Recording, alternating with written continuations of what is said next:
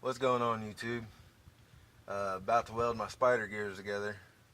And if you don't know anything about welding spider gears together, pretty much these are your spider gears. And you put a weld in right here, down the casing, and down this casing.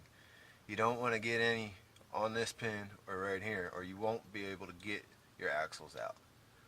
But being that this rear end's leaking from every spot you can think of, I really don't care. I'm just going to weld all this.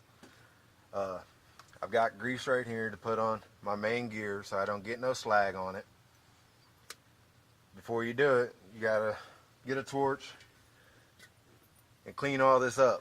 Make sure that your weld's able to stick good.